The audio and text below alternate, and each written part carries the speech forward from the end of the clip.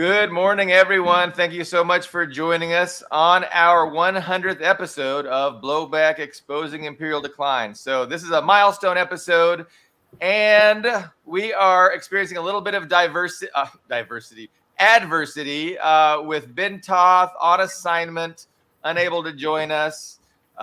We do have our regular co-host Ian Kummer from a suburb in Moscow, Carlo Parcelli from Washington, D.C., and special guest, Vladimir Golstein. He is a professor of, and I always butcher this, is it Slavic Studies or Russian Literature? Slavic Studies? Slavic Studies.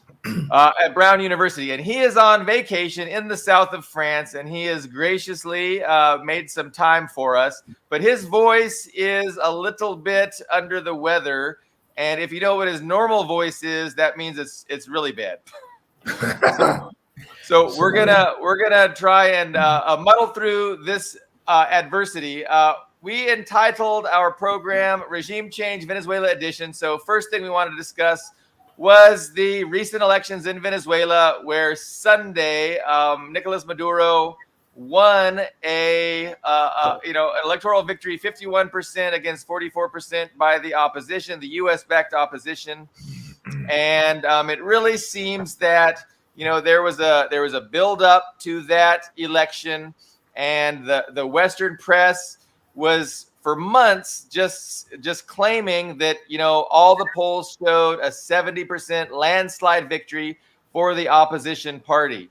And even during the election day, there was some exit polling being circulated in the Western press stating the same thing, that the opposition was winning in a landslide. 70% of the vote was going to them. And then when the vote was announced, 51-44, of course, everybody's saying it was illegitimate. And now there's, some violent protests, some violent street protests. And so, in my opinion, just a typical regime change operation by the West. Dust James, a good friend of the show, is a little unhappy with our title. Could be more positive. We need to talk about how we need to defend and support democracy in Venezuela. And of course, I couldn't agree more. Our title was kind of geared more towards the liberals who are thinking in their minds that it's Maduro who is the anti-democratic election thief, when in reality what's going on is just more shenanigans from the West, as we would expect. And don't believe anything the Western press says, of course. That is absolutely correct. But any thoughts, Vladimir, on were you watching the elections at all? Were you keeping up, or are you enjoying the beaches and the food and the mountains? I didn't watch it with attention. So I would say its scenario is obvious. A Western press casts him as another socialist tyrant, but people on the ground view him differently. And when it comes down to what he provides for certain securities and so on, versus neoliberal, neoconservatives' destruction of the country, eventually people came back to their senses and said, we don't want it. Yeah, so I mean, we sound like we're in agreement that the Chavez legacy is popular. It's not overwhelmingly popular, but it has a strong base of the poor and the disenfranchised who have been historically, just marginalized and impoverished in this very wealthy country of Venezuela by the ruling class, by the elites. And so they know that. And now that they have a taste of democracy and they have a government that they think is really on their side, they're not just gonna, give it up without a fight. And so I am very certain that these electoral outcomes are authentic, right? That he has a majority of support. And it's definitely a large minority that wants to go back to how things were, but it's not enough to win an election. And the U.S. knows that. And so they're up to this effort, this anti-democratic effort. to bring people to the streets and try and topple the government that way. Carlo? Yeah. Uh, what's concerning to me is that the plurality that Maduro won this time is less than the pluralities that have been won in the past, which simply means that that U.S. sanctions are working in Venezuela, that they're chipping away at the socialist program, because there's a lot of immigration away from them. I saw crowds in Spain, which are of course wealthy emigres that have left Venezuela, went to the streets. I see it. I see it. Just the sanctions have eroded people. The coups. I think they're meaningful in Venezuela, and with Guaido, that was an embarrassing episode. But still, there seems to be erosion. Another thing that concerns me is this whole notion. This jibes with Trump, that if we win, the elections were fair. If we lose, they were rigged. So, and that's the context in which they're taking place, not only in Venezuela, but in the United States. It's a new plot. It's a new way of going about it that appears to be against all common sense, very real and substantive. I mean, how many? You have 800 international people down there looking at the voting arrangements that call it perfect, a perfect election. It was like, this is like the third time in a row that 800 people who go down of all stripes have basically not been able to substantively criticize the election process. Yeah. Yet still, you get criticism from the Western press and the opposition down there, and violence too. Before we move on too much, I wanted to focus on the first point you were making about siege socialism and about how a sanction and economic attacks is the standard playbook for the West when a socialist government comes to power. And we've seen this throughout history. It continues in Cuba, it continues against North Korea. And even when it's not a socialist government, a directly socialist government, but when it's a revolutionary government that overthrows the regime that's allied with the U.S., like in Iran, then the response is always to try and suffocate and destroy that society and try and, just really bring poverty and misery to the people so they'll be unhappy with their government. And I think, and that's why this struggle for multipolarism is so important, because the U.S. for the last 75 years has had the power as the superpower, as the unilateral superpower, to cause so much pain all around the world on these societies that want sovereignty. And so as multipolarism develops, the U.S.'s ability to do that will get less and less. So we're really hoping to see, a world where the U.S. can't just, immiserate people like they try to do in Cuba, like they try to do in North Korea, like they're trying to do in Venezuela, a very, very wealthy country. Vladimir, do you agree with that? Yeah, I agree, but I would draw an analogy with maybe Syria. Yeah. That is, it's not economic analogy. I'm not sure Syria is like socialist country, but when United States says, "Oh, tyrannical regime, it's going to fall down. We're just going to send army there and Syria will collapse." Not so fast, because a majority of the people actually support Assad. So when they come up and with this portray the leader of the country as a tyrant, as a bad guy, and all the opposition are just united, and the country and this tyrant does have support, this is like baloney. yes, in some countries there, I can imagine there is a tyrant who suppresses everyone. But I would look at with big attention to a lot of countries and say, are you sure you're pointing at Syria, not at yourself or something like that? So that's a whole paradox. So there is, the people have popular support. It doesn't mean that it's ideal government, but definitely it appeals to people and answers certain needs. And this pro-Western, pro kind of American opposition shouldn't be trusted because we know that with their shock therapy and other things, they very frequently bring destruction to the countries, not improvement.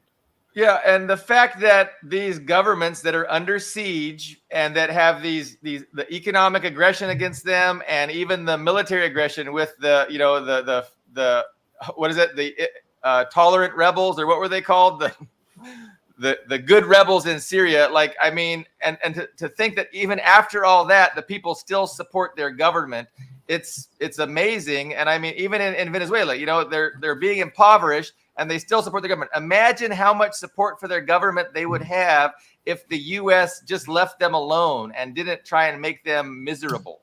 Then these governments would be even more.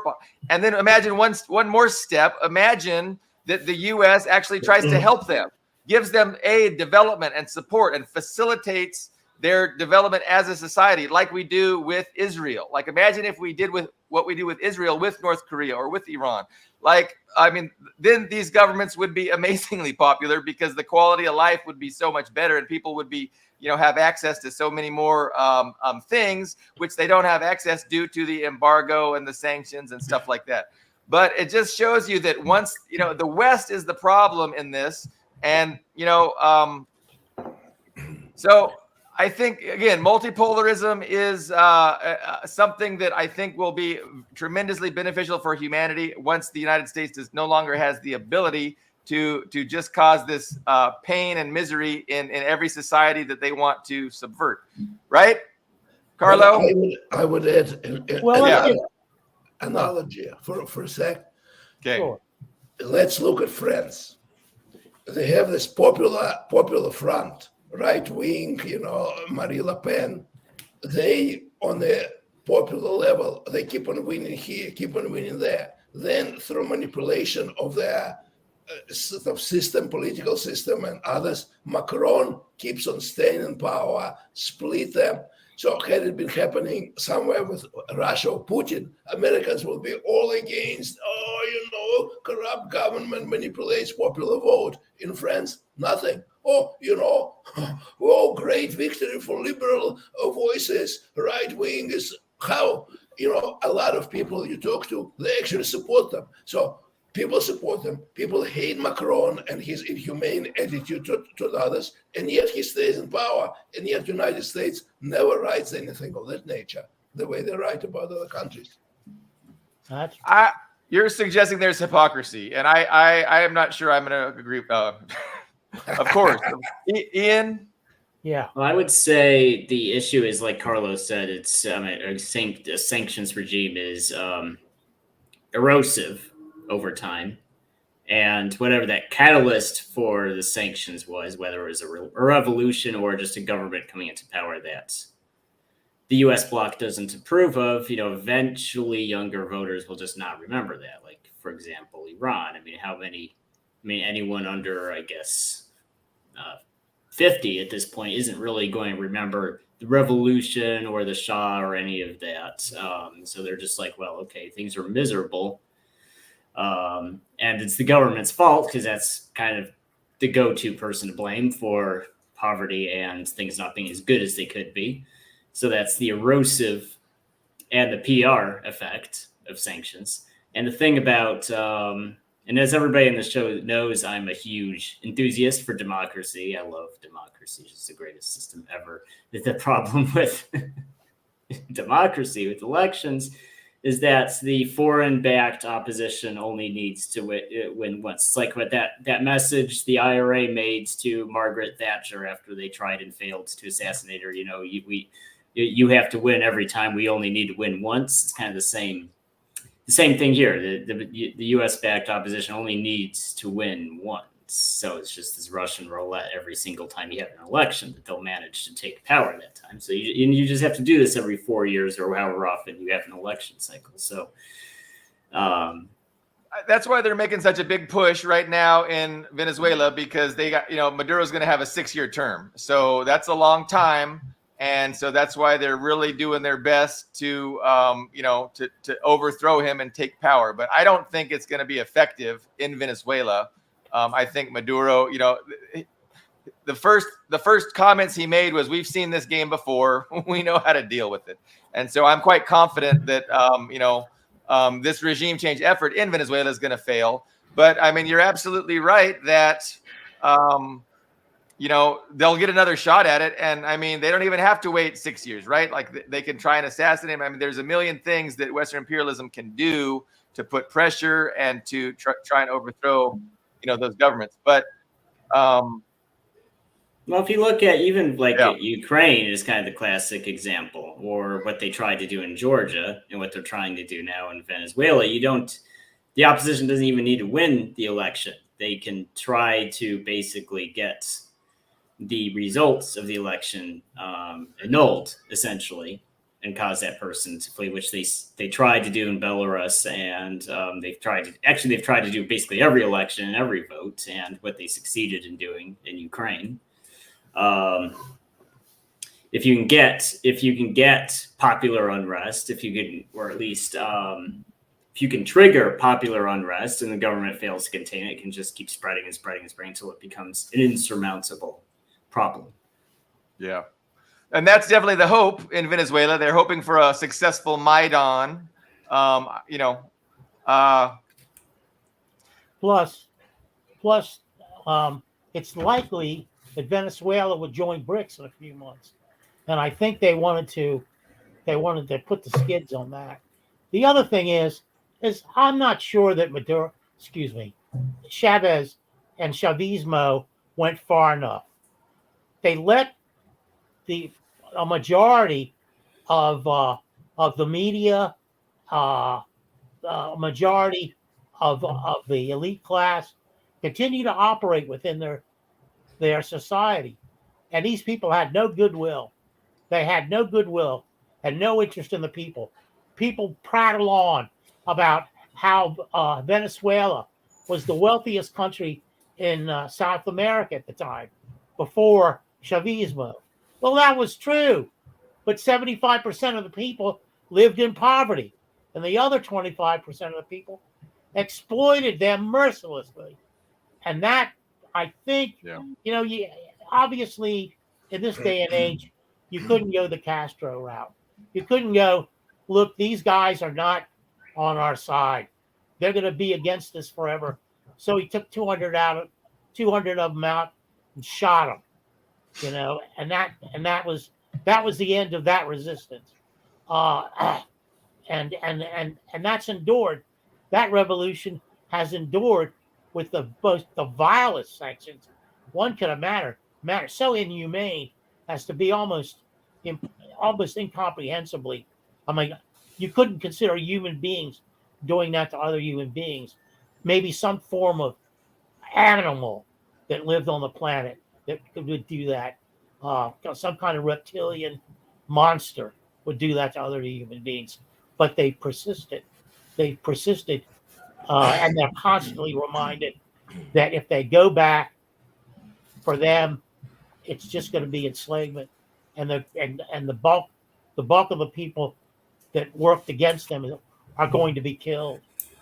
So you referenced Castro executing 200 people, and that was true at the end of the revolution. There was some summary execution. Well, actually, it wasn't they weren't summarily executed. There was some very quick court hearings before they were sentenced to death. But those people were, the perpetrators of gross human rights violations and things like that. Well, anyway, go ahead, Vladimir. I would say, I would add, yes, there is Western machinations. Yes, there are nasty sanctions. Yes, there is domestic corruption.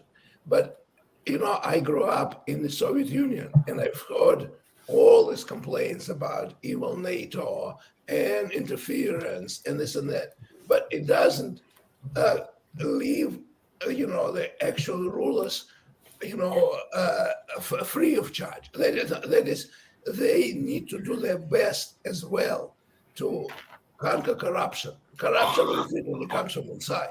So, in other words, people who live in these countries, they don't deal with America. They don't deal with this. They go to their little office and say, I need my apartment fixed. And some corrupt official says, well, I need some money to get you fixed, or whatever. So, as much as I sympathize with Maduro and with the situation in Cuba, I've heard enough stories who say that sometimes these guys are not on up and up. And that's where the opposition, and that's where the United States put the wedge in. They're looking for this. So in other words, I want Maduro to succeed because he is on the right track of history, I believe. But you don't get there by practicing corruption, ignoring interests of people and so on. So you don't leave an opening to this 25% corrupt bastards who say, oh, life was better under us. You don't leave an opening to American propagandists, because and that's what's happened very interestingly with Belarus, because their leader actually takes care of the people. There is like 5% of obnoxious idiots in Minsk, but the rest of the people are doing well, and they know that. So that's kind of, I think a lot of people have to learn a lot from Lukashenko. He's an interesting guy. No, I didn't realize that was his MO, that he has done a good job of putting down corruption. And obviously, corruption is a problem under any economic system, under any political economic system. It's something that is a problem. And definitely the West can use it as a way to get in and convince the people that, the West could do better. But hopefully the people are smart enough to realize that, corruption is even worse, with under oligarchy, right? Oligarchy is the most corrupt form. And so, to whatever extent a socialist government has corruption, it needs to be dealt with. So, and obviously in China too, corruption was a very big problem. And Xi identified that as a problem. And he's been taking some serious measures to get corruption under control. And he's had some success. Inequality has actually gone down, and he's gotten corruption under control to a bit. But it's something that we as a species really need to get better at understanding, how to deal with this corruption thing, because it's not gonna leave us. Even if every government goes socialist, it's still going to be with us, and it's something we have to figure out and overcome.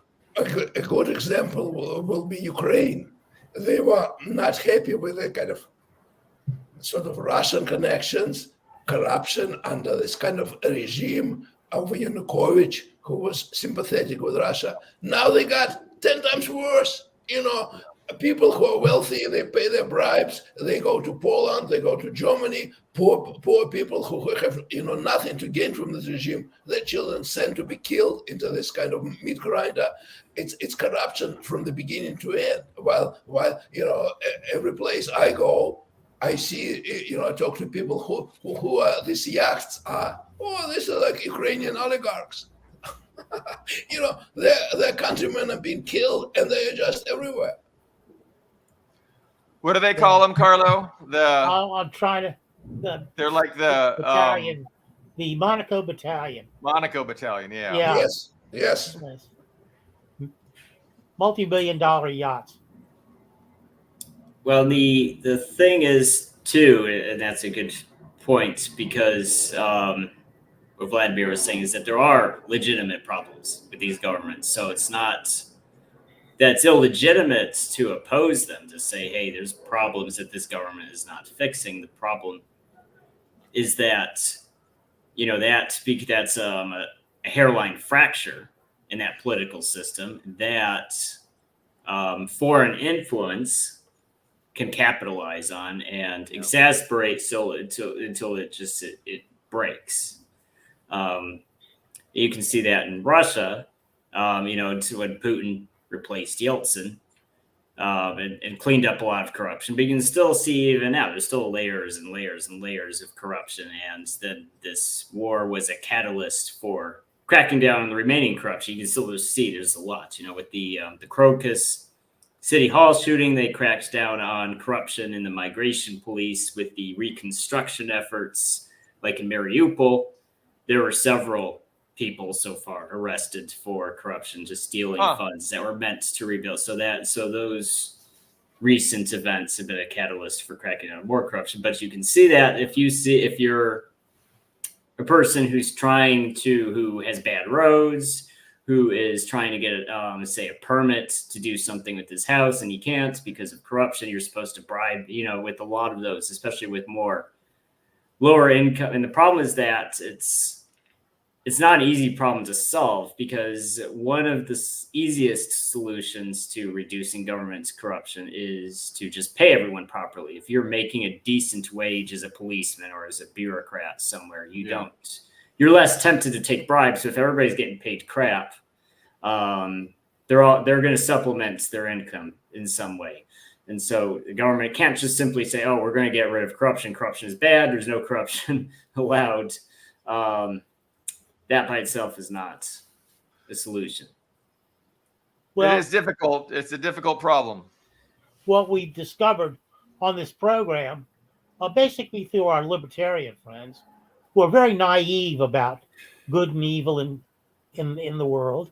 Of course, if you read Dostoevsky, that disabuses you of your simple notions of the world. And we use Western taxonomies to look for answers.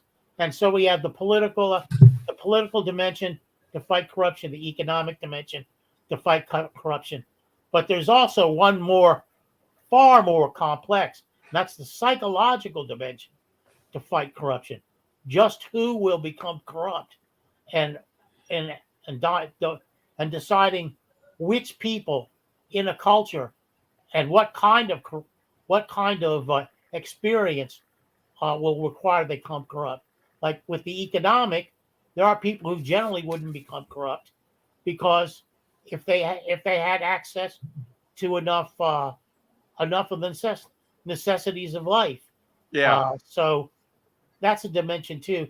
I'm not qualified to address that with any kind of deep understanding, but I think it's something necessary to consider, how people become corrupt and why. Yeah.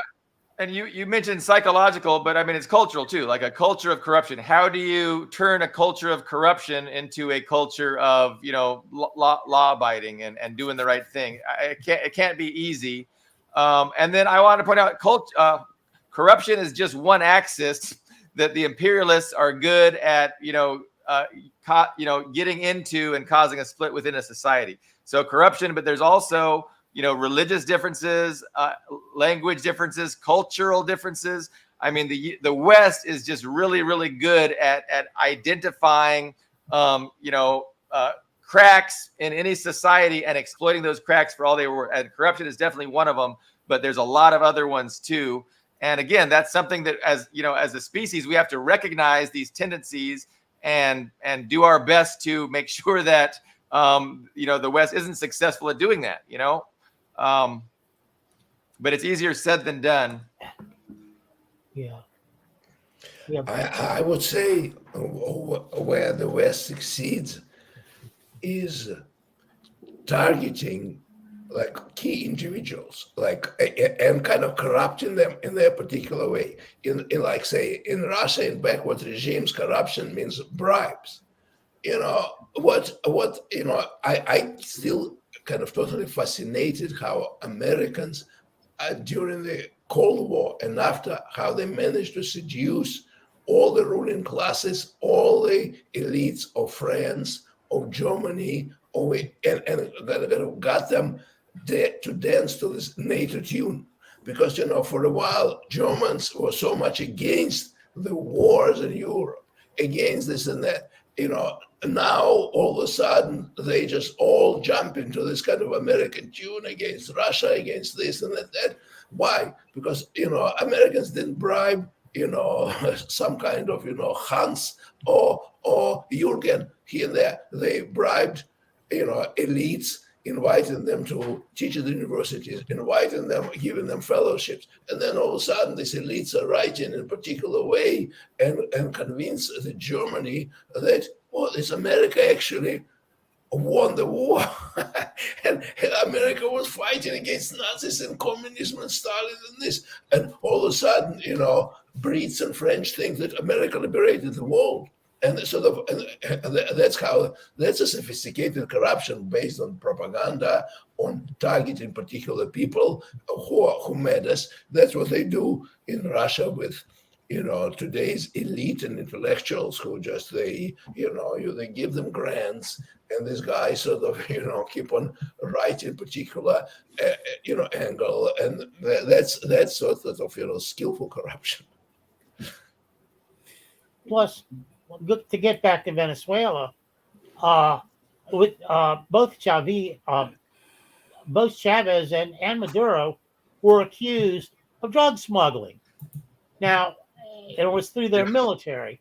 Now, there may have been some drug smuggling on the part of the generals in Venezuela, but I'm fairly certain that neither Maduro or Chavez had any goddamn thing to do with it, and may or may not have had the power to end it because of the situation the U.S. had put him in, that had weakened him to a large extent, that would put his life in danger if he went after these drug smugglers.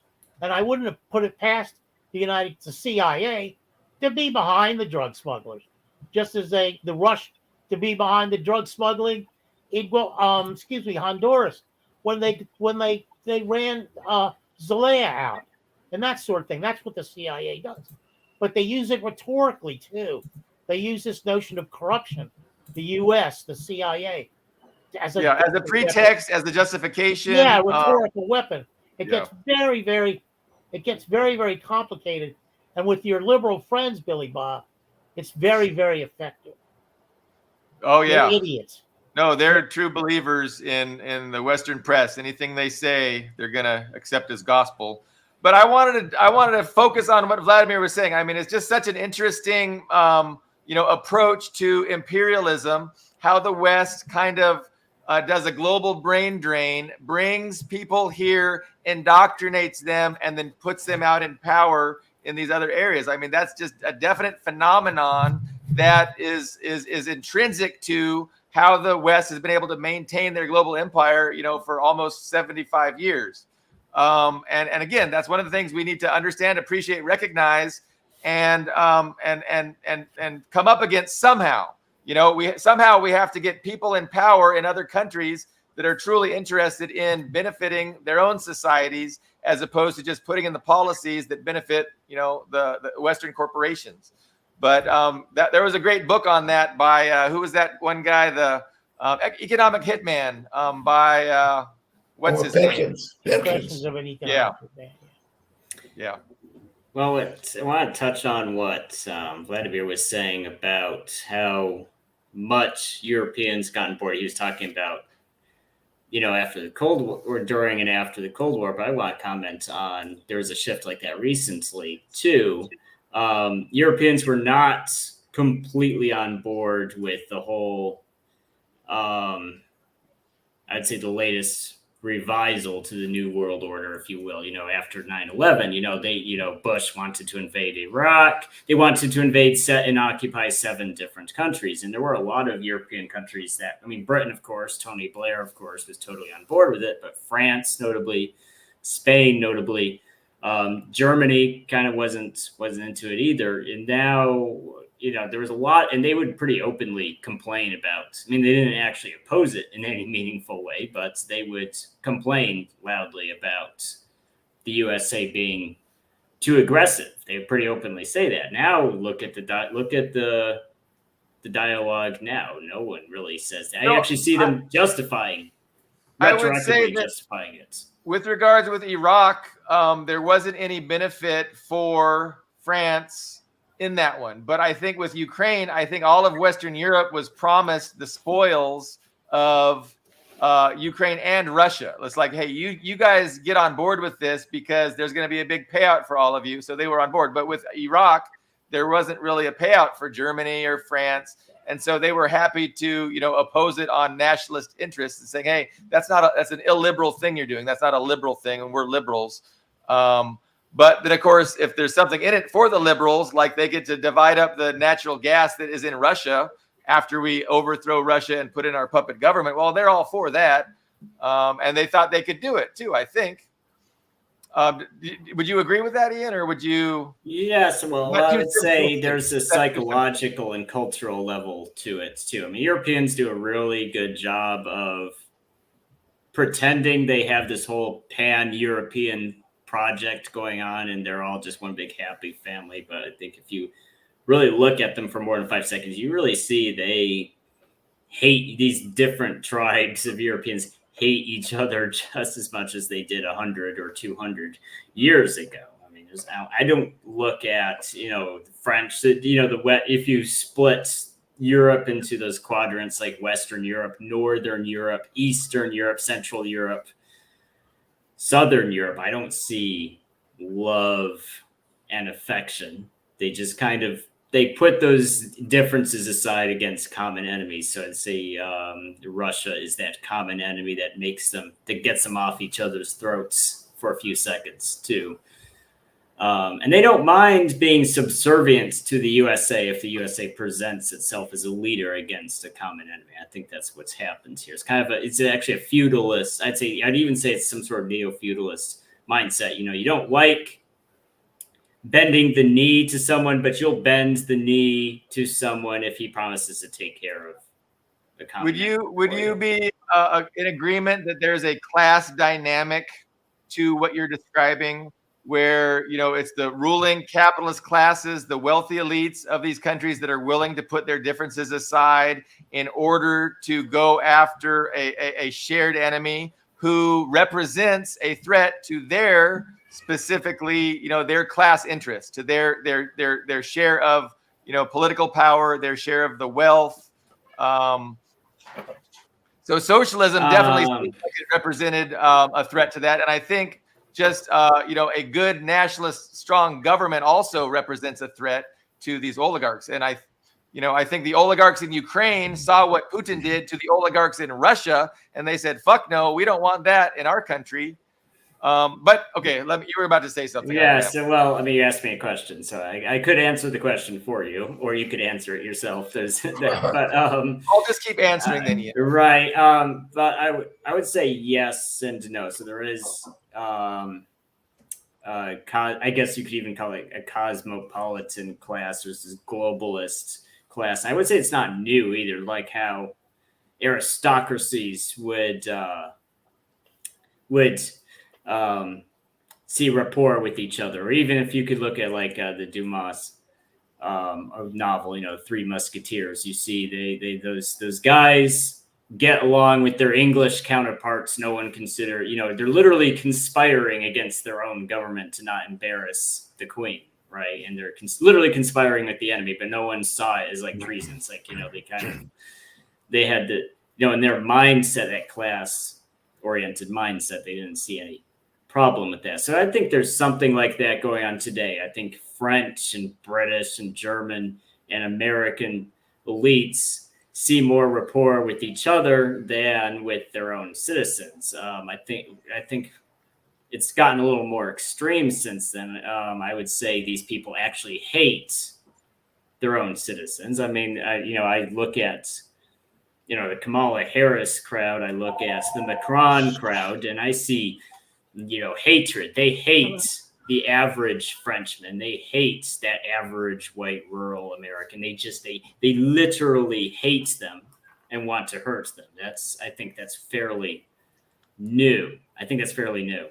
But there is also there's other things, I don't want to oversimplify either. There are other things. There's deep tribal and cultural motivations going on here. There's that. I mean, even the Orthodox and Catholic and Protestant split is still playing people off against each other, up to the present day, even when religiosity is much lower than it was. So I don't know did that answer your question? Kind of. And I have follow-ups, but let's get. Well, Vladimir looks like he wants to say something. Yeah, I would add, not about this good book, not just Perkins about economic hitman, but there was an amazing book, Naomi Klein. It's called Shock Therapy. She studied what had been done in Chile under Pinochet, and then what was done, with the collapse of the Soviet Union, and she sees the same pattern. This particular sort of economic groups, they restructure society, restructure economics. So particular elites in each country benefits from this restructuring, while like bankers, organize things, others organize things, while common workers, factories have been closed. This is such and such being kind of closed, people kicked out, whether they are being hated by these elites or not, I don't know, but they're just being ignored. So let's restructure. So all these economists, they were very active, including this one of the very active force there was this Jeffrey Sachs, who's now at Columbia, who now actually has a turn of heart because he kind of learned and realized he was there at the helm. He saw what he was doing, but he's obviously a man of integrity, and he sort of now looks at things differently. But that was done in Chile, in Russia, in Poland, and many other countries. In some countries, the benefits were enough to spread around. So I think Poland, with all the Western help and others, they're actually doing all right. But other countries, Bulgaria feels much worse. Russia, that's what Putin had to stop because they were so corrupt. They've closed all they destroyed their military, practically destroyed it. They destroyed, a lot of industries just because these new groups of, this symbolic economy, money, computers, internet, these guys benefited. So these elites in every country, France, Germany, Russia, they kind of, like Jan says, they are together, they understand.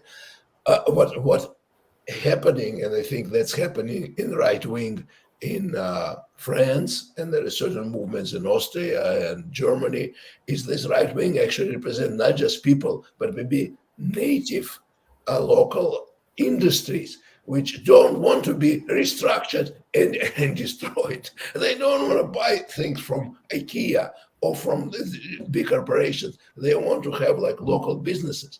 And I think that's what shock therapy does. They destroy these mom and pop shops, destroy mom and pop, artisans who work for so long. They put these big stupid corporations who produce shitty products all over the world, but cheap. So I think that's what sort of it's a struggle. But I think because U.S. appeals to these elites, that what Naomi Klein very well registered, people in power with connection with government, they respond to that and they organize public opinion. And a lot of people unemployed are suffering, drinking, committing suicides. In Bulgaria, there regularly people set themselves on fire. Who cares? Let them be.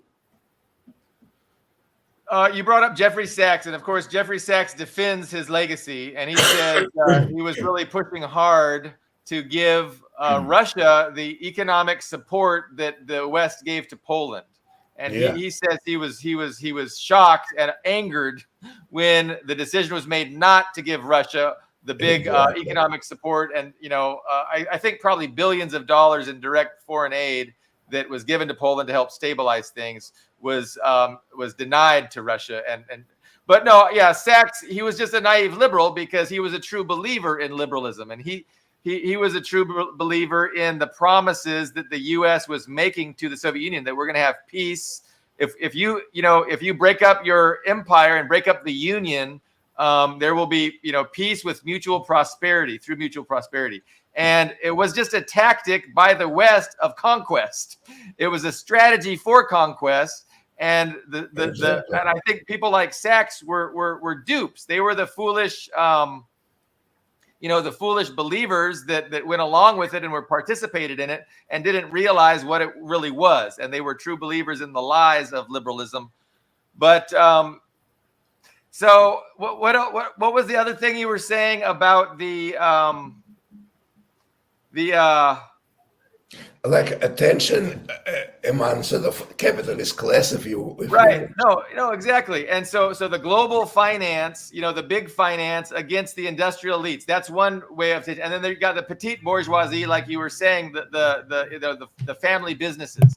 And so it is very difficult for the ruling class to align all these different factions within their, capitalist class to get them on the same page. And they have to choose winners and losers. And it's typically the banksters, the big finance people who have the power and call the shots. And sometimes the industrialists and the smaller business people are going to rebel against that. That's kind of what we're seeing with Trump and the United States to a certain extent.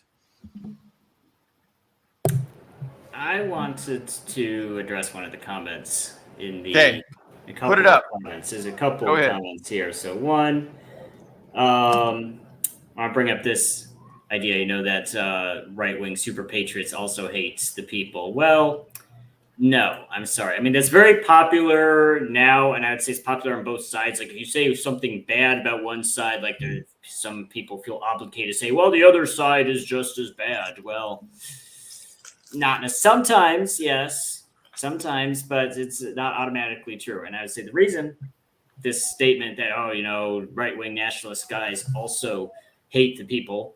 Well, no. I mean, I'm going to bring up this other comment. So this Yasha mentioned this. She saw, I don't know if that's a he or a she. I'm sorry. Saw a video from Belarus, an unattended self-serve store on the side of the road.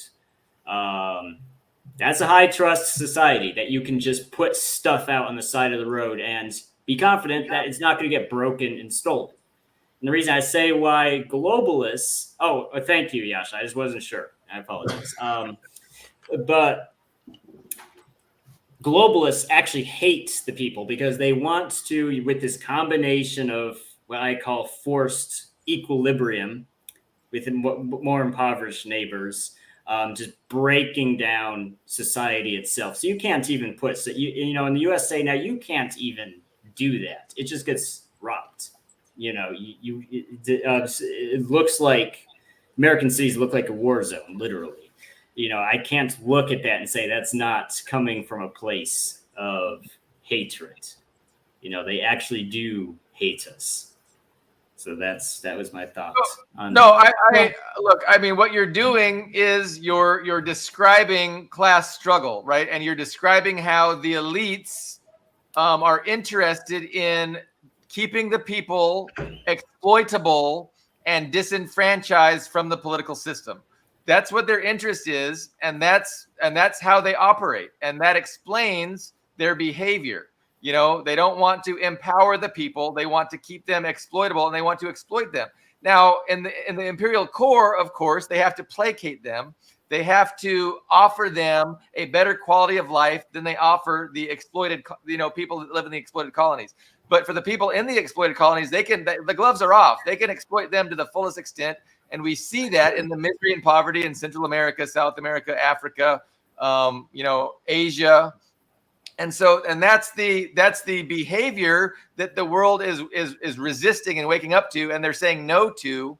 But I just think you're describing, go ahead. I see what you're saying, but no. I think that's Capital Volume 1 type situation that Marx described has existed. But I think what we're seeing now is new because, it's true. You'd have a ruling class that would cause that country to stagnate because they're taking too much and they're stubborn to change. They're hurting the collective good by prioritizing themselves and their own well-being and profit. That's true. That I differentiate that from this idea, from this transnational group that's actually destroying. I mean, I think that's because, no nationalist is going to deliberately destroy his own nation, right? That's a contradictory. I mean, he might be too greedy and he might harm them by putting himself and his own profits and his own family's profits over them. But this actual globalist movement, we're going to actually dismantle nations. Like the French people, the French nation, we're actually going to dismantle it. So it's just destroyed. Like France is not even France anymore. And do that and rinse and repeat with every country. Make Poland no longer Poland. Make Belarus no longer Belarus. Make the USA no longer the USA. Just dismantle the social cohesion, I think is new. I think that's I would just say that I want you to be more specific, because you talk about nationalism and a nationalist agenda. And the thing is, under capitalism, there's no such thing as one nationalism. So there's the nationalism of the ownership class, of the wealthy elites, and there's a national policy that benefits the interests of the ownership class. But that's different than the nationalist interests of the working class masses. And so in any society, there's not one thing called nationalism. There's two different approaches to what is in the best interest of the country. And they are opposite. They're oppositional. And so the nationalists in Germany right now, if they're interested in the national interest of the wealthy elites and the ownership class, they're getting on board with imperialism. And they don't want to allow the global empire that is of, by, and for the global wealthy elites to collapse, to be displaced by China, to be displaced by actual nationalists like in Russia. I don't know. It's interesting because we don't have Leo on this time, but I'd be interested in asking him, because I've heard that the ethnic differences in China are actually more extreme than what you would see in Europe, and so that's why you have this thing with the Uyghurs and the Free Tibet thing. They're trying to find those hairline fractures between different groups of people and turn them on each other and just basically balkanize, like Yugoslavia. That's when you bring up what do you mean by destroying nations, that's what I mean. You have a larger state of different groups of people that for the most part get along and then dismantle it. And I brought up this idea of transhumanism before, that you have, that what, especially in the particular, I would say it was centered in the United States, the way Democrats really appealed to the billionaire class, the capitalist class, if you will, more so than Republicans, is because Republicans were boring. They were just like, you ask every Republican, what do you want if you come into power? They say, well, I want to cut taxes. That's boring. It's just, they want to, I think these people have more of an appetite for that. Democrats, to say they give this transhumanist nation that, that humanity itself is putty in your hands. If you're a Bill Gates or in his class of people, you can mold and restructure. No, that's definitely an effort. See, we've given Vladimir a long time to rest his voice, but Carlo looks like he's itching to get in. Yeah, I disagree with several points that Ian's made, but let's go all the way back to the point of super patriots. I mean, they do hate the majority of Americans. They hate America the way it's set up now. They hate women. They hate minorities. They do. Believe me. I don't think they hate and they do. Listen, you guys minimize the influence of Bannon. I'm having trouble with first name. Okay, let me ask you a question, Carlo. Let me ask you a question. Do you think Hitler hated the German people? I mean, I'm not saying was Hitler good or bad, but do you think he's like, I hate Germans, and he wanted to hurt Germans? Do you think that he hated Jews? He hated a lot of people, yes. They didn't hate Germany. He hated, the list is long. The list is very long. And he killed 6 million people. What I'm trying to say is, yes, the super patriots. Listen, Bannon's phrase is a white. Get that, guys? Our color. What we are. A white Christian. Get that, guys? Christian. Not Jewish, not Islamic. I would be surprised if he ever said that out loud. And that's the nation. And he's doing a great job. He's too politically savvy to say that out loud. I don't think he ever said that out loud. Yes, he did. Yes, he did. So. Rosalie, back me up here. Yeah, he said it many times. Many times. White Christian nation. Okay. I could be wrong. It just sounds like something that he's way too savvy to say out loud. But I'll he says that because he's confident. He has a Supreme Court now. He has the ninnies from January 6th. He's got these people, and that's their agenda. When they get into power, and they've already done this, they're doing it. They want to do away with Medicare. You know, if they did away with my Medicare, end of show for me, I'd be dead. I'd be a dead man in a couple of weeks. A lot of diversity on this panel, Vladimir. What are your thoughts? Fascinating argument.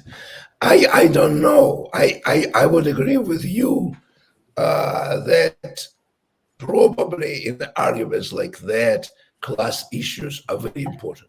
That is, if we need to see economically where a person coming from and what exactly whose interest he represents. I don't, people might embrace the flag and say that I'm pro Germany or pro America. It doesn't mean anything. I mean, if they exclude and destroy certain amount of people or ignore certain amount of people, they're not for anything good. They are for the money classes. So I would say in each situation we have to sort of consider who is behind, what are the interests. Are we bringing people in a meaningful way? Poor and rich, are we making sure that they all have like access to jobs and to their, or we're just creating all this division between whites and non-whites, between transgender and gender, between gays and straights. And I think that's where I think capitalism and imperialism, succeeds. They do an amazing job in splitting us rather than bringing us together. And, I that's fine to have different arguments, but I think it's a little bit academic to argue who is more patriotic, right wing or left wing. I think if you care about poor people in your neighborhood, in your thing, you're a good guy. If you don't, you can embrace yourself in all the rainbow flags. You can promote all whatever. You're good for nothing. Well, that's why I want to bring up. Like, I have a friend he's from Australia actually, and before he came to Russia with his family, he visited. He mentioned he was in the Baltic states first. And he's like, yeah, if you go around Latvia, you'll see more rainbow flags and Ukraine flags than Latvian flags. Like, you barely see Latvian flags. But so that's what I mean about, I don't even mean globalism in the classical sense. Like when Putin says he likes international institutions, he would like international courts and international banking agreements. He would like all of those things. So in the classical sense, Putin himself is a globalist. And when we talk about globalism, we mean this idea of we're actually erasing nation states and replacing them with this transnational entity where there's only loyalty to that transnational entity. And that's what differentiates this from, yes, obviously these far right guys can do a lot of harm. They can kill a lot of people. They can find declare these groups of people's internal enemies and do a lot of harm to their people. But it's not, because I think that's what distinguishes like Ursula. I think she does wake up every day. I think she does seriously wake up. How can I undermine Germany today?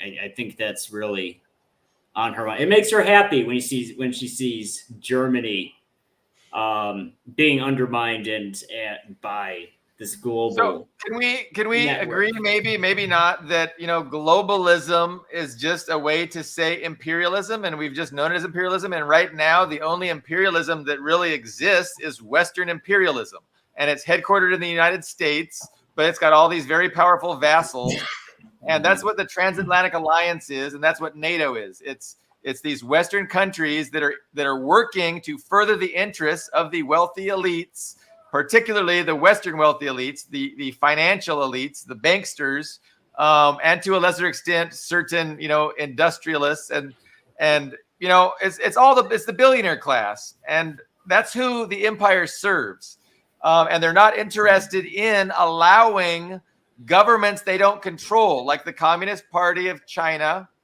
or Putin's government or the Iranian government or Maduro. They're not interested in allowing these people to exist because ultimately they can't control them, and they can't control the resources. More importantly, all the tremendous resources that are in Russia, in Venezuela, the tremendous manufacturing capability that's in China. The West wants to control that, and they definitely don't want to be displaced by it. They don't want these powers to overcome them and become more powerful on the global stage. So, I mean, that's what is going on, and how the West responds to these powers getting stronger and displacing them is what we're seeing play out in real time, I think. Well, I would say what differentiates, I'll be quick, I'm sorry. I think what differentiates, because classic, typical imperialism does imply a winner and loser. So, the British Empire was the British people exploiting the Indian people, African people for their own benefit. So the British people the English specifically did prosper and benefit from that empire of exploitation. Yeah. But when I look at modern, I look at NATO, I look at even just this international rules-based order, as they love to call themselves. I say, well, there's no nation of people that actually benefits, because the American people, God knows the American people don't benefit from it. The British people don't, French people don't. No one actually in the Imperial Core except this globalist class of billionaires. They're the only winners. There's no nation states that actually benefits from this. It's actually, I would say it's almost worse to be in the empire than outside the empire. But that's not a contradiction to what I'm saying, right? I don't hear it as a contradiction. Well, it's not benefiting. Well, I mean, because the British are sitting without heat, and several thousand of them die every year because they don't have heat. So we can't really say the British people are benefiting from this. Well, are they living a better life than the people in Haiti? Are they better off than the people in Haiti? So, I mean, everything's relative. It's all relative. But yeah, no, ultimately, the policies of Britain are the policies that benefit the British elites. The policies of the United States are the policies that benefit the elites. That's definitely true. But as part of that policy, the elites know that they've got to placate to a certain extent their own citizenry. They can't just treat their citizenry like they treat the exploited countries like in Haiti or Guatemala. They can't give us those because they know we wouldn't tolerate it and we wouldn't support them. So they have to bribe us to a certain extent, whereas they don't feel that need to bribe the Haitians or the Guatemalans or, people in Burma. And this comment here, yes, it is worse to be in the empire than outside. It is better to be in Russia or China right now than to be in the USA. If you're a working class person. Because those are powerful countries. Okay, but I think what he's saying is he's asking in the exploited periphery, like those countries that have been vassalized. China has not been vassalized. Russia has not been vassalized. Mm-hmm. So he's talking about those countries that are subordinate to. I would say it's relative to yourself. So I would say agree. Yes, it is relative, but it's relative to a hypothetical version of yourself. So would a British or an American person be better if NATO did not exist? And if NATO was a classic imperial structure, then the answer would be no. They would be worse off because they wouldn't be able to exploit anyone.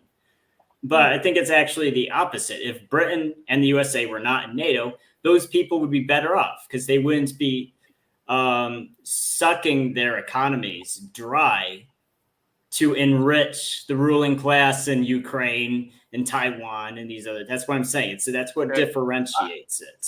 I think you have a point. Yeah. Let me just interject one brief anecdote. Look, there's this guy. Gordon Liffer or something. Anyway, he's a Democratic flack and a comedian. And he goes out and he interviews WABA people. Trump people. And I feel like Ian kind of leans toward Trump. And so he asked one question recently to these people. Who do you prefer, Biden or Putin?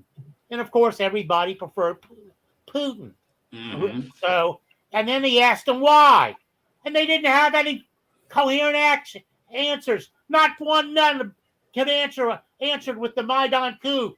Not one had the Minsk Accords in his mind.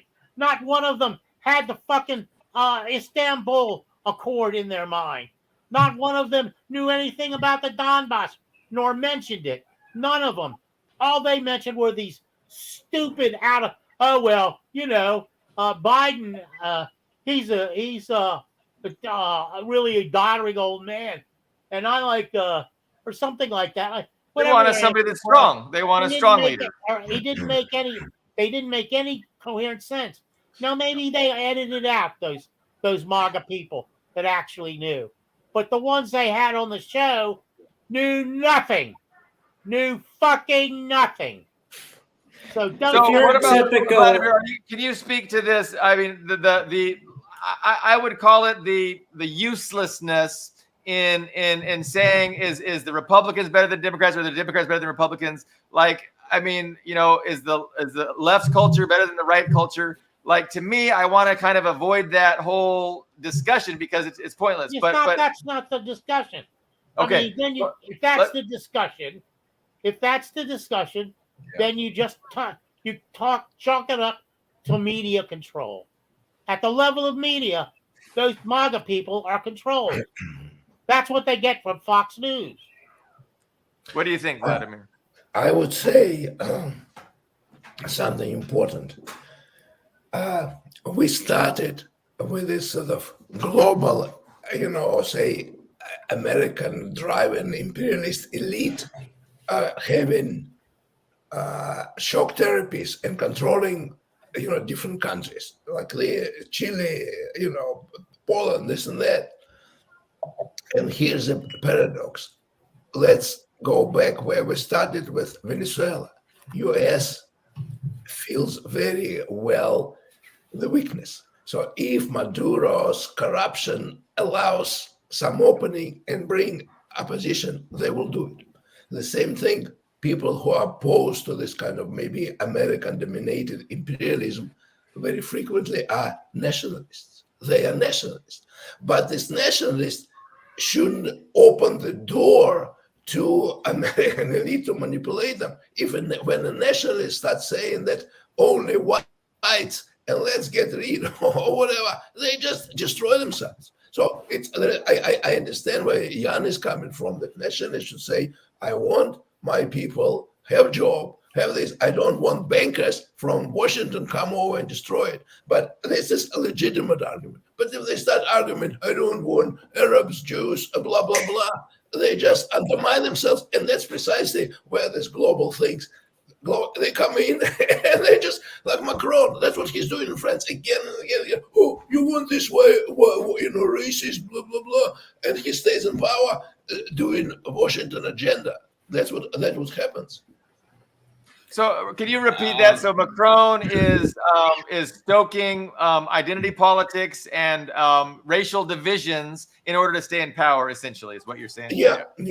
And creating this boogeyman in this popular front who has probably concerns of people, in outskirts outside of Paris. There was Gilets Jaunes movement who were like complaining about taxes on gasoline, whatever he was doing. People are against Macron sort of raising pensioner age. He just ignores it. He does whatever sort of this global thing is, but they managed to succeed.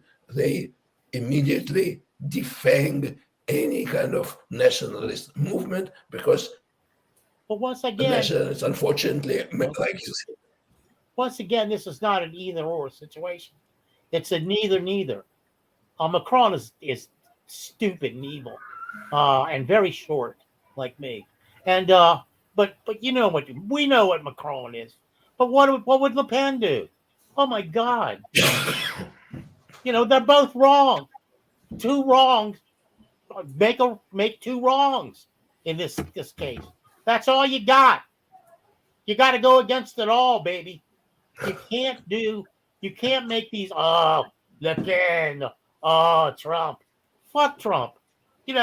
He's just like the Venezuelan elite. Vladimir, is Trump going to beat Kamala? What do you see happening in November? Oh fuck! I don't give a fuck. It's going to be bad. Look at. Let me do this is the greatest distinction I can make. If Kamala Harris is elected president, U.S. international policy will be just as rotten as it is now, and maybe worse. If Donald Trump is elected president, the domestic policy and the harm done to all sorts of people in this country will, in his country, in the United States, will be egregious. It will be a hellhole for them, and it even includes women now. So that there's your choices, and I don't think Trump, frankly, will do anything to lessen the heinousness of U.S.'s international policy. Vladimir, I don't think. Let me finish. And I don't think the Democrats will do anything in particular to protect people who are going to be harmed by the Trump policies. They'll be mostly rhetoric. There will be some changes. Obviously during the last Biden administration, there were some changes that benefited people, including me. So I know personally, one of our guests mentioned that certain statistics, certain data points among people of color under Trump improved, but I don't really want to have that discussion. I wanted to talk to Vladimir about Trump possibly becoming the next president, and then his policy vis-a-vis Israel, because it seems like Israel is kind of angry at the Democrats. They're unhappy with the level of support and rhetoric that the Democrats are giving them. And it seems to me there's a very strong possibility that they are hoping that Trump will go to war with Iran on Israel's behalf, because right now it seems like the Democrats are against doing that. And the big hope of Israel is to get Trump in power, and then that they can leverage him either willingly or unwillingly into a conflict with Iran that is going to save Israel. Because right now it kind of appears to me that that's the only thing that Israel can do to maintain its viability. But what are your thoughts? Because I know you have thoughts. All right, and that will be my final thoughts, because my voice is just sort of. So to your question, I think Trump will win. There is enough anger in this country and United States against this kind of democratic business as usual. I agree with Carlo. It doesn't mean that domestically there will be much of the improvement. I don't think it will. In terms of foreign policy, he is unfortunately totally unknown. He will be supportive of Israel for sure. He promises at the same time, to stop somehow the war between Russia and Ukraine. He promises to threaten China. How much leverage he would have? Will he work with State Department with this? Because he promises everything. But what is clear from my observation of, Israeli society for a long time, always more sympathetic with Republicans. They think the Democrats are leaning toward Arab nations, toward Palestinians, while Republicans are much more for them. So Israel is absolutely certain. Russia is not quite certain, because they know that Trump is unknown entity. He might stop war, or he might bomb Russia just to show that how cool he is. I really don't know what he's doing. But in terms of Israel, but I would add, it doesn't follow that he'll go to war with Iran. He probably will use the clout. He would probably try to negotiate one way or another from which he would appear. But I don't think he will be supporting Israel. He will probably try to negotiate something, but I don't think he will go to the war. That's kind of my reading of that, So, but, domestically, I wouldn't have high hopes. And for foreign policy, there will be certain realignments, definitely more support for Israel, but definitely more hostility to China. But other than that, it remains to be seen. Vladimir, we really appreciate your time. Sounds like you are having a great vacation, and for you to take a break and join us is greatly appreciated. So I know you got to run. Thank you. I think we're gonna wrap it up to here, unless you guys want to continue. Ian or Carlo, I did have a couple closing thoughts. Okay, I don't want to keep Vladimir on. Yes, I'm going to drop you off, Vladimir. Thank you. Thank you, Vladimir. Yes, I just want to address maybe a couple of things. So I do actually disagree with Vladimir. I mean, we'll see who's right in November. I mean, I don't want to say I'll eat my hat because that would be a bad omen. I don't want to actually go on the show and eat my hat. But I will just say I will be astonished, most astonished in my life if Trump wins in November. I mean, it's just I'll be astonished. I mean, Ian, do you think there was an element within the Secret Service or deep state that tried to assassinate him? Do you think it was a lone gunman, or do you think they were helping? Well, I stand by my previous statements on the previous show. It could have been either, and there's not enough. Okay. But I mean, because if you thought that, then there's really no chance that they're going to let him be the president if they're actually trying to kill him. I don't think they need to assassinate him though either. They can just have him not win. Yeah. So that's what dissuades me again. I mean, I think it's an internal power struggle within the capitalist class. And I think there's some very powerful factions backing Trump, wanting him to win. And I think a lot of those factions are the Israel lobby, the pro-Zionist lobby, Christian Zionists, the Republicans. I think if there's an element supporting him, I think it's most likely originating from the Israeli sector. That even Biden, with his unconditional support for Israel, has been getting cold feet lately, and they're axing him. That might have even been a reason for him not running. It's possible. I mean, I don't know if you saw that Seymour Hersh article. Yeah. That Obama basically outright said it was Obama who basically personally threatened Biden that he would arrange for. I remember you asking Ian, he's not going to drop out. I'm like, dude, they're going to make him. He doesn't have agency. Like What made me astonished about it was that they did it so late. So yeah, I will admit I was surprised because they were just going to run him. So there's a reason. And I don't think it's because he's senile, because we've known he's senile since before he even ran the first freaking time, for God's sake. So there's some reason. You still think that the factions backing the Democrats are stronger and control the apparatus and ultimately will make sure Trump does not get in. Yes, over the contrary wishes of AIPAC. And we don't know. We can't be sure. I mean, AIPAC might just be betting on both horses. I mean, they always know. But I do want to say though, I mean, as far as the aggression goes, I mean, and Carlo did say I lean more towards Trump. That's true. And I'll tell you the exact day I leaned towards Trump, because up to that point, I was kind of indifferent to the candidates, but this was in 2016. Yeah, 2016. I was in Kuwait, and this is when Hillary was basically openly saying we should go to war with Russia and Syria. And I think if Hillary won, we absolutely would already be, and at the very least, an indirect war with Russia and Syria. We would have more troops than we have now, and they would actually be directly.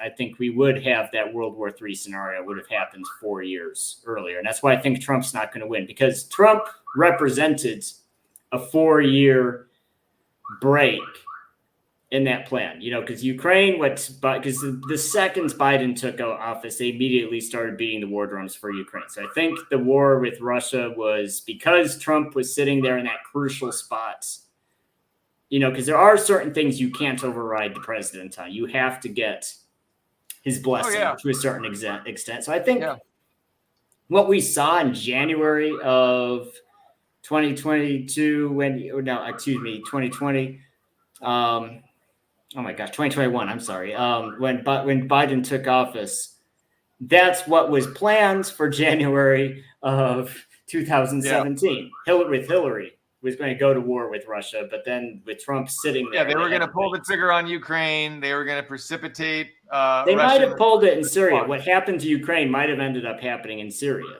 because I mean, imagine if Hillary did her no-fly zone in Syria. You can't just start shooting down Russian planes. You can't do that without war with Russia, I think.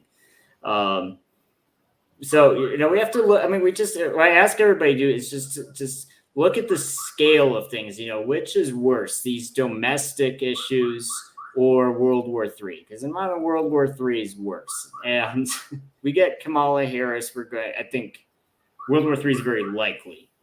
And again, I remind everyone that they just made selective service automatic. I don't think that was a decision that was made lightly. Why now? It's just tough for me to think that they're suicidal and they're really going to pull the trigger on that. I'm still optimistic that they might not. But what do you think, Carlo? I was just thinking this is also not an either-or situation, because frankly, there's little attention being paid to Ukraine. Obviously, with just simple artillery, primarily, and an occasional across Ukraine airstrike, the Russians are winning. Now, I'm addicted, it's stupid, but I'm addicted to these guys that show you the maps of the daily progress. Yeah. Now, it's not great progress, but and I don't know much about military strategy, but it's consistent progress. There are no pushbacks, almost literally, no pushbacks by the Ukrainians. So that's a dead letter item. So it really comes down to Israel. And I think Trump his son-in-law plans to build condominiums on the shoreline of Gaza. Then there's the Leviathan, which nobody seems to talk about, which if the Israelis could tap at all, would become a great fossil fuel power in the Western Asia. You guys want to talk about, slogan terms.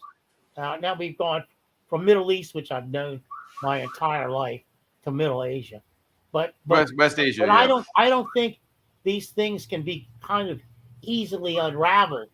I think either party could get us into World War III very quickly and very soon. I think there's a big danger of Trump, going to war with Iran just based on his rhetoric and his actions, and his fealty he's given to Israel over the top. And so, it's always, the memes of the people who are always seeing everything as a Jewish plot, or that they say Israel controls the United States. Imagine if they get Trump in power and then Trump ends up going to war with Iran. It's kind of to a degree you can see how it's proving what they've always said, what I've always rejected as being right. Wow, that is some serious power over the objection of the Democrats, ostensibly. But I know my statements are going to be picked apart, and so I'm trying to be very careful with how I say them. Well, but I don't put that past Trump. Getting into power and then initiating a war for Israel against Iran, that's not out of the realm of plausibility. He does have that Israeli son-in-law that he gave his daughter to, and then Kamala also has an Israeli husband too. So it's kind of it's kind of amazing. Oh, I didn't realize her billionaire husband was of Israeli citizenship. Yes, he has an Israeli, and it's not just his grandfather from 200 years ago. He actually has an Israeli passport, apparently. Interesting. So he is dual citizen. And Trump's daughter, converted to Judaism, obviously, and then her father-in-law is a big real estate investor in the West Bank and the occupied territories. So they do have so much in common. Yeah. So Dust saying some nice things. So guys, a decent conversation. I know we missed Ben and his contribution, but he'll hopefully be off assignment soon. But yeah, are you guys okay wrapping it up? Yeah, it's a good stopping point, I think. Yeah. Our 100th episode in the bag. We will be back on Friday for episode 101. Thanks everyone for watching, and Dust, we're going to have you on soon to talk about these things in person. But thanks for your contributions via chat. Okay, we'll see you guys later. Bye. Bye.